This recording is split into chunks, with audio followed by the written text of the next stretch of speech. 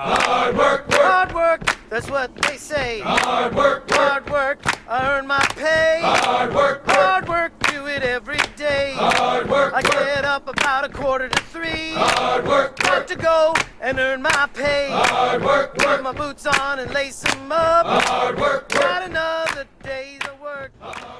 Hey, what's up everybody? Stefan from Paint Boss. So today we're going to try something new. As you can see at this house, we have a workbench in this beautiful garage. And usually I would lacquer this or epoxy this, but I've been hearing a little bit about the wipe-on poly.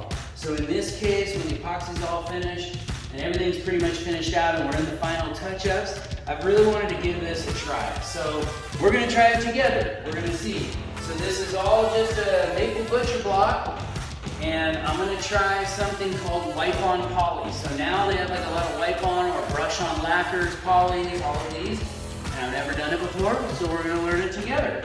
I got this little stain pad to kind of broadcast it evenly, so I'm imagining it's going to be a little bit like doing kind of an epoxy clear coat.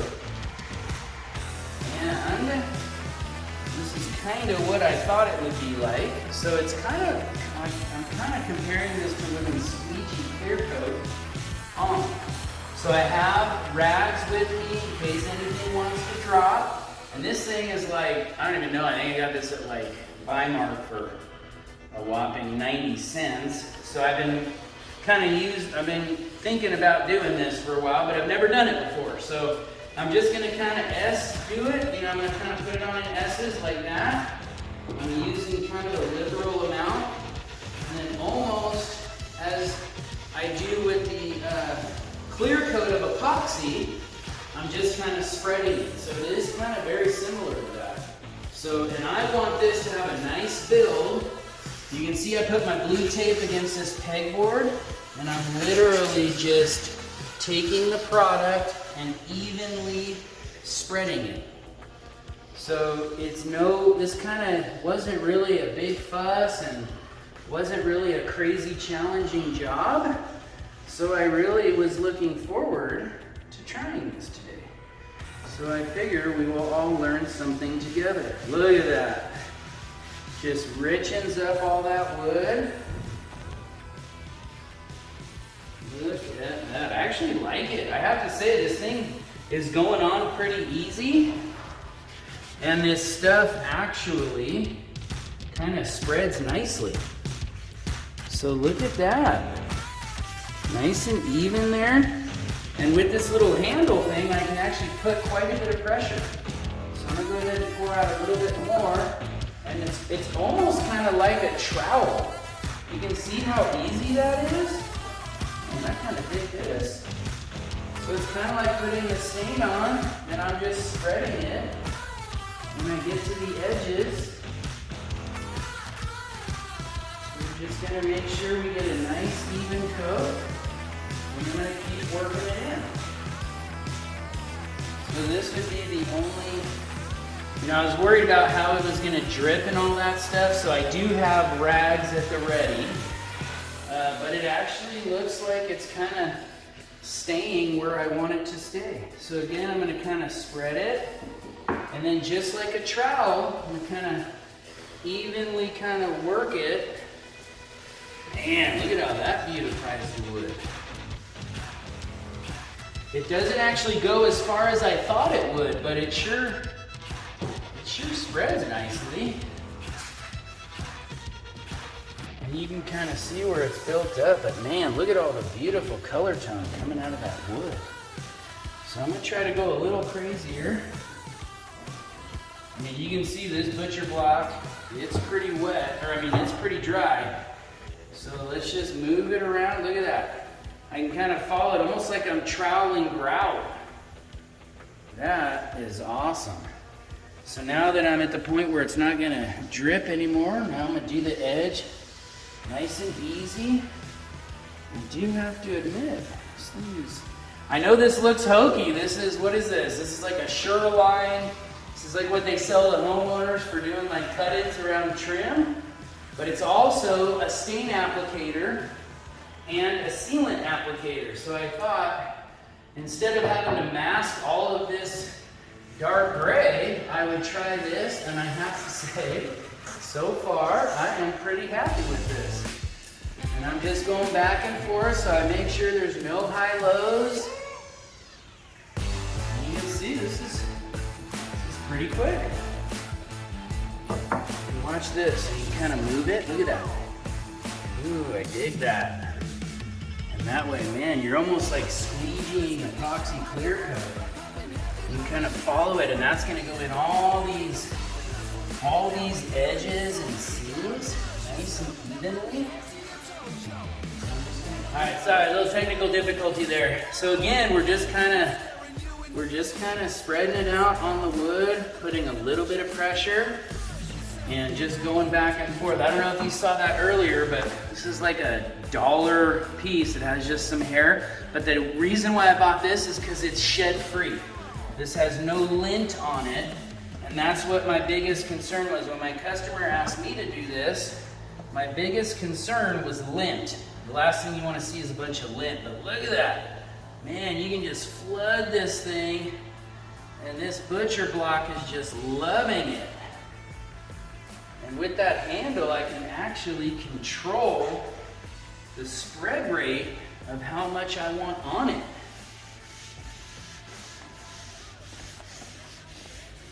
Man, look at that.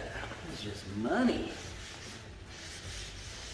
So you can do multiple coats of this in between about, I think it said about 2 hours to 3 hours depending on condition.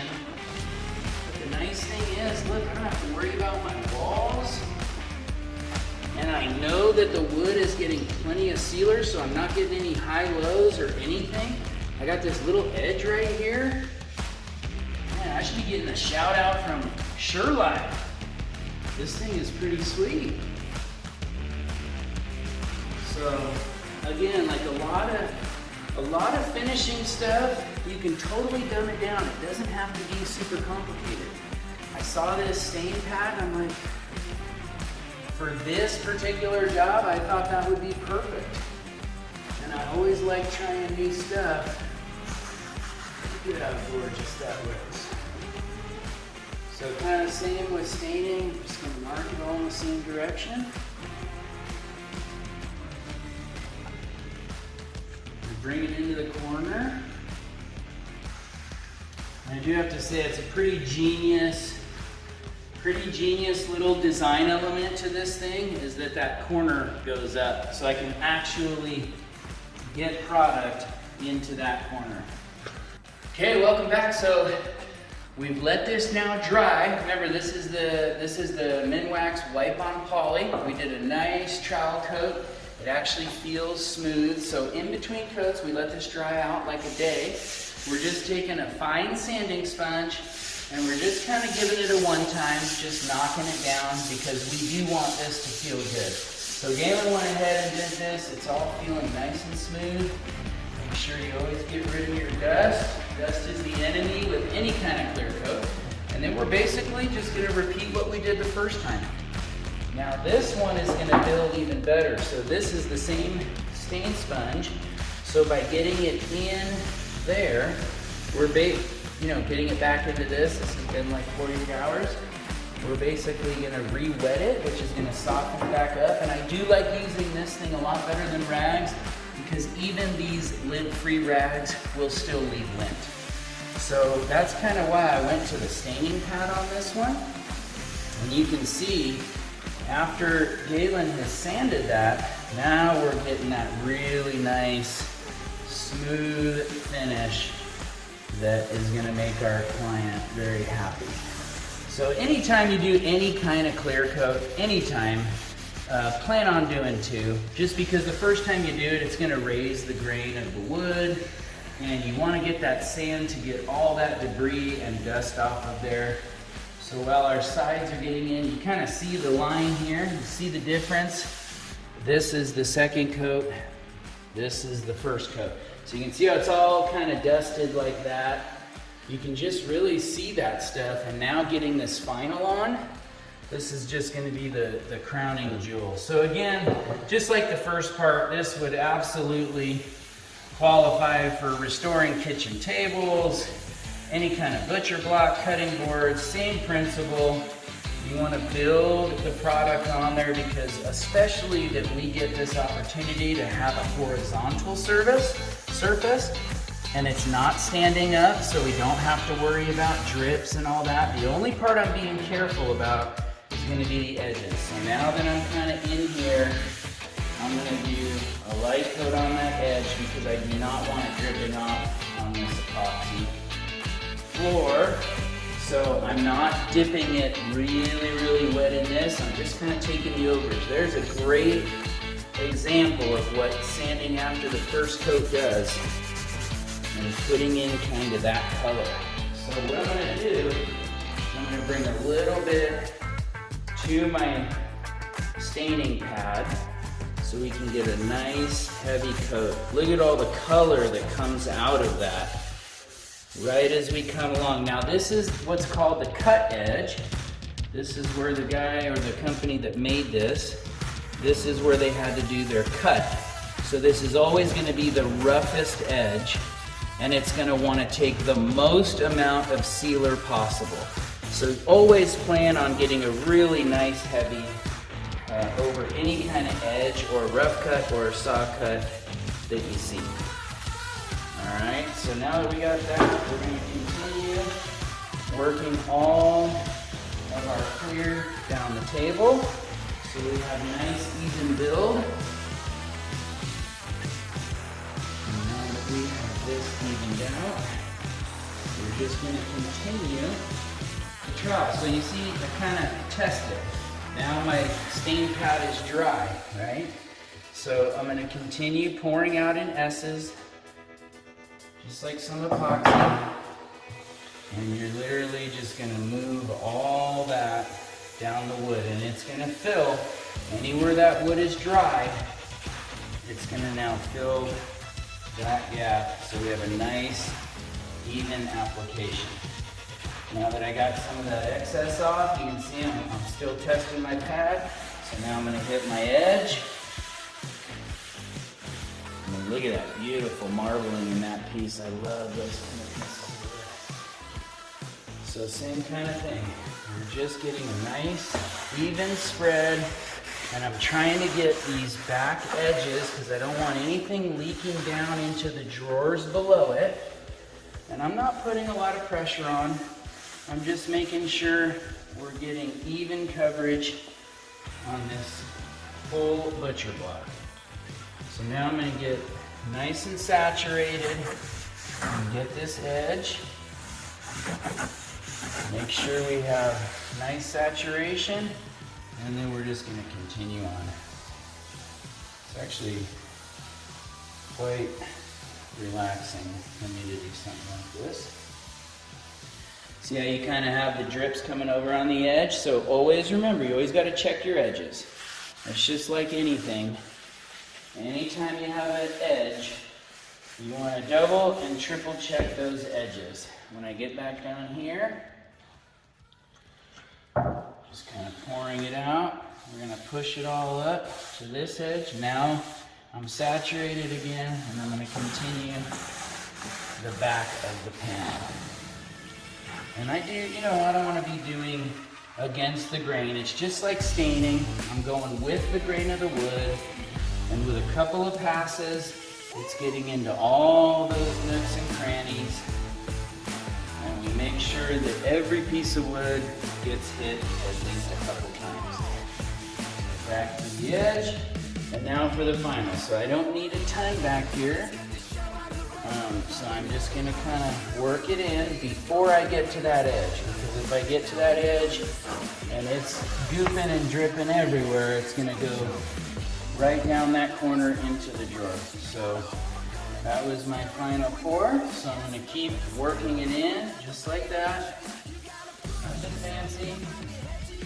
And now that the whole thing is wet, I am literally just going to do one pass the entire length of the way, right into those corners, come back. And I like doing this with stain, with lacquer, no matter what it is. I always like one final pass in the right direction. So always going with the grain of the wood. This will be the last marcation so that when this dries in to this butcher block counter, it's going to be nice and even. There's not going to be any pieces left behind. Always looking at my edge. Now before I get to the last one, I'm going to do one more pass on the edge because that builds on this little corner.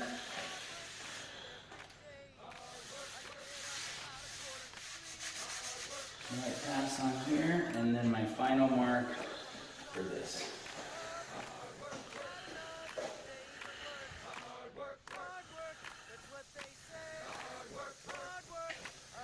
This way you have no buildups or no clumping of any finish, so when this dries and you sight it from down there, you're not going to see any buildup of stain. Ooh, yeah, that's looking pretty.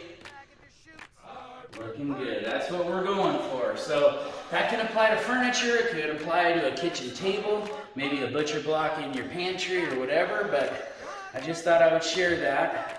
This is Wipe On Poly from Minwax, and this is the second coat. So this will be enough so that when the client comes in and feels it, since Galen sanded it, it's going to be all nice and smooth, nice and even. Always do 2 coats, for sure. If you want to build it heavier than that for durability, you can, but never do less than 2 coats. Always do 2. All right, everybody, thanks for tuning in. Make sure you leave a like. I know this is kind of a random video, but we're trying to stay up on it with all this, so leave a comment below. Ask me if you have any questions, and we'll see you on the next one. Everybody on the plane. Gotta sit 'em on down. Hard work, the engines are on. Hard work, mission is gold.